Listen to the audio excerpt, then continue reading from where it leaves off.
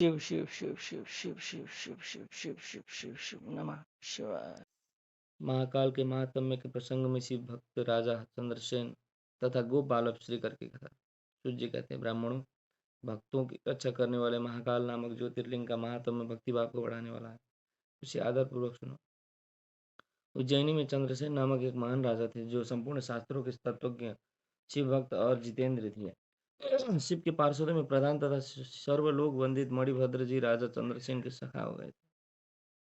एक समय उन्होंने राजा पर प्रसन्न होकर उन्हें चिंतामणि नामक महामणि प्रदान की, जो कौस्तुभ मणि तथा सूर्य के समान देदीप्यमान थी।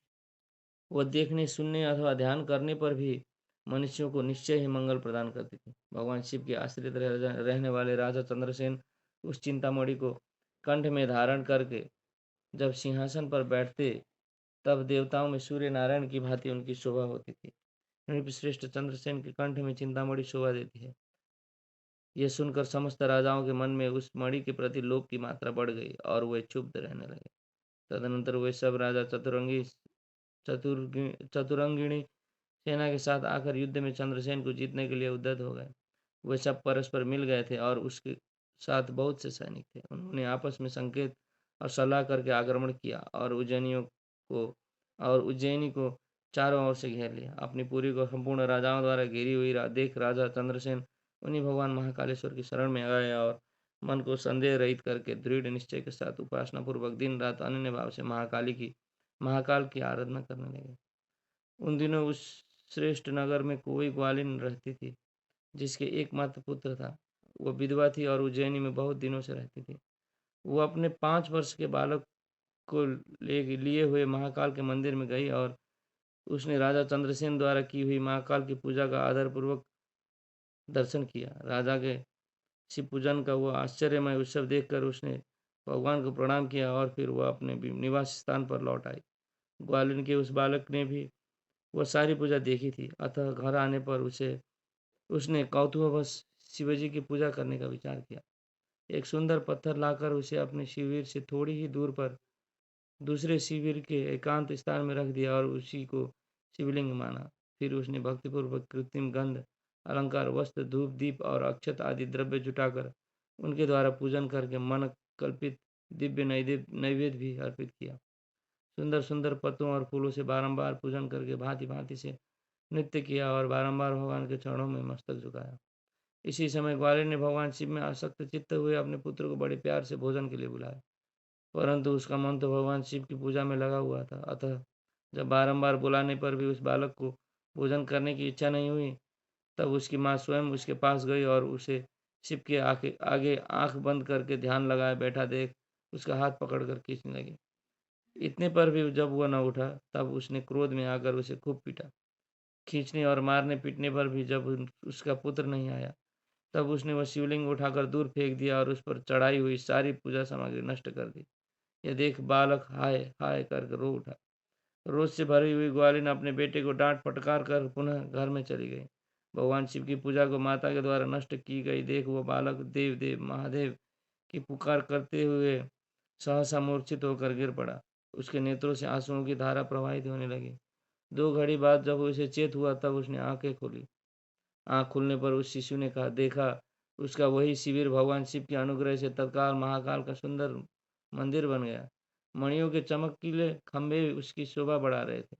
वहां की भूमि स्फटिक मणि से जड़ दी गई थी। तपाए हुए सोने के बहुत से विचित्र कलश उस शिवालय को सुशोभित करते थे। उसके विशाल द्वार, कपाट और प्रधान द्वार सुवर्णमय दिखाई देते थे। वहां बहुमूल्य नीलमणि तथा हीरे के बने हुए चबूतरे शोभा दे रहे थे। उस शिवालय के मध्य भाग में दया निधान शंकर का रत्नमय लिंग प्रतिष्ठित था। ग्वालिन के उस पुत्र ने देखा, उस शिवलिंग पर उसकी अपनी ही चढ़ाई हुई पूजन सामग्री सुसज्जित है। ये सब देख वो बालक सहसा उठकर खड़ा हो गया। उसे मन ही मन बड़ा आश्चर्य हुआ और वह परमानंद के समुद्र में निमग्न सा हो गया। तदनंतर भगवान शिव की स्तुति करके उसने बारंबार उनके चरणों में मस्तक झुकाया और सूर्यास्त होने के पश्चात तब वह गोप बालक शिवालय से बाहर निकला। बाहर आकर उसने अपने शिविर को देखा। वह इंद्र भवन के समान शोभा पा रहा था। वहां सब कुछ तत्काल सुवर्णमय होकर विचित्र एवं परम उज्जवल वैभव से प्रकाशित होने लगा। फिर वह उस भवन के भीतर गया, जो सब प्रकार की शोभाओं से संपन्न था। उस भवन में सर्वत्र मणि, रत्न और सुवर्ण ही जड़े गए थे। प्रदोष काल में सानंद भीतर प्रवेश करके बालक ने देखा, उसकी माँ दिव्य लक्षणों से लक्षित हो एक सुंदर पलंग पर सो रही है। रत्नमय अलंकारों से उसे सभी अंग उद्दीप्त हो रहे हैं और वह साक्षात देवांगना के समान दिखाई देती है। मुख से विह्वल हुए उस बालक ने अपनी माता को बड़े वेग से उठाया।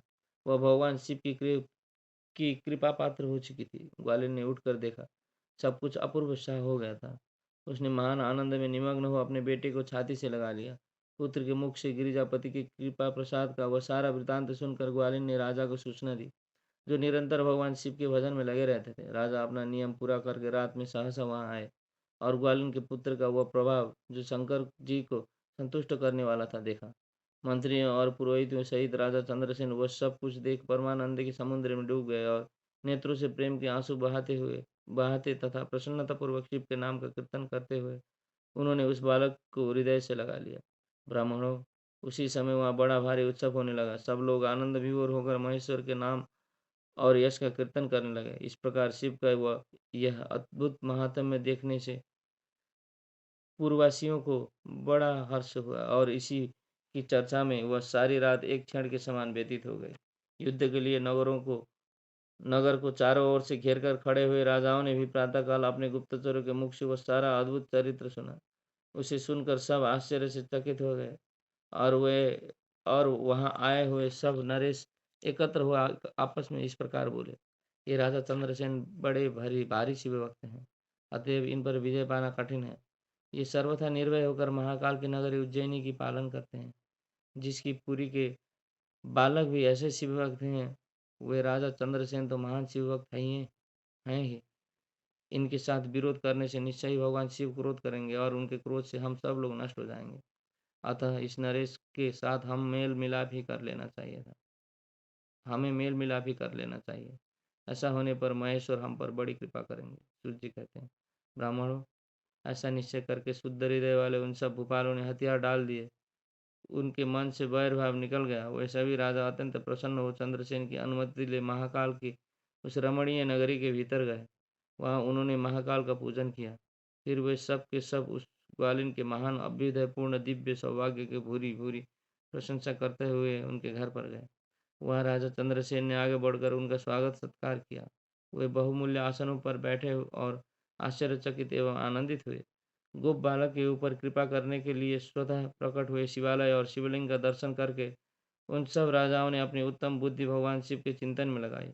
तदनंतर उन सारे नरसों ने भगवान शिव की कृपा प्राप्त करने के लिए उस गुप्त शिशु को बहुत सी वस्तुएं प्रसन्नतापूर्वक भेंट की। संपूर्ण जनपदों में जो बहुसंख्यक गोप रहते थे, उन सब का राजा उन्होंने उसी बालक को बना दिया। इसी समय समस्त देवताओं से पूजित परम तेजस्वी वानर राज हनुमान जी वहां प्रकट हुए। उनके आते ही सब राजा बड़े बेग से उठकर खड़े हो गए। उन सब ने भक्तिभाव से विनम्र होकर उन्हें मस्तक झुकाया। राजाओं से पूजित हो वानरराज हनुमान जी उन सब के बीच में बैठे और उस गोप बालक को हृदय से लगाकर उन नरेशों की और देखते हुए बोले, राजाओं, तुम सब लोग तथा दूसरे देहधारी भी मेरी बात सुने। इससे तुम लोगों का भला होगा। भगवान शिव के सिवा देहधारियों का के लिए दूसरी कोई गति नहीं है। ये बड़े सौभाग्य की बात है कि इस गोप बालक ने शिव की पूजा का दर्शन करके उससे प्रेरणा ली और बिना मंत्र के भी शिव का पूजन करके उन्हें पा लिया। गोप वंश की कृति बढ़ाने वाला यह बालक भगवान शंकर का श्रेष्ठ भक्त है। इस लोक में संपूर्ण भोगों का उपभोग करके अंत में यह मोक्ष प्राप्त कर लेगा। इसकी वंश परंपरा के अंतर्गत 8वीं पीढ़ी में महायशस्वी नंद उत्पन्न होंगे, जिनके यहाँ साक्षात भगवान नारायण उनके पुत्र रूप से प्रकट हो श्री कृष्ण नाम से प्रसिद्ध होंगे। आज से यह गोप कुमार इस जगत में श्रीकर के नाम से विख्यात विशेष ख्याति प्राप्त करेगा। सूत जी कहते हैं, ब्राह्मणों, ऐसा कहकर अंजनी नंदन शिव स्वरूप बानरराज हनुमान जी ने समस्त राजाओं और तथा महाराज चंद्रसेन को भी कृपा दृष्टि से देखा। तदनंतर उन्होंने उस बुद्धिमान गोप बालक श्रीकर को बड़ी प्रसन्नता के साथ शिवोपासना के उस आचार व्यवहार का उपदेश दिया जो भगवान शिव को बहुत प्रिय है। इसके बाद परम प्रसन्न हुए हनुमान जी चंद्रसेन और श्रीकर से विदा ले उन सब राजाओं के देखते देखते वहीं अंतर्ध्यान हो गए। वे सब राजा हर्ष में भरकर सम्मानित हो महाराज के आगे आए थे, वैसे ही लौट गए। वे सब राजा हर्ष में भरकर सम्मानित हो महाराज चंद्रसेन की आज्ञा लिए जैसे आए थे वैसे ही लौट गए। महातेजस्वी श्रीकर भी हनुमान जी का उपदेश पाकर धर्मज्ञ ब्राह्मणों के साथ शंकर जी की उपासना करने लगा। महाराज चंद्रसेन और गोप बालक श्रीकर दोनों ही बड़ी प्रसन्नता के साथ महाकाल की सेवा करते थे। उन्हीं की आराधना करके उन दोनों ने परम पद प्राप्त कर लिया। इस प्रकार महाकाल नामक शिवलिंग सत्पुरुषों का आश्रय है। भक्तवत्सल शंकर दुष्ट पुरुषों का सर्वथा हनन करने वाले हैं। यह परम पवित्र रहस्यमय आखान कहा गया है जो सब प्रकार का सुख देने वाला है। यह शिव भक्ति को बढ़ाने तथा स्वर्ग की प्राप्ति करने कराने वाला है।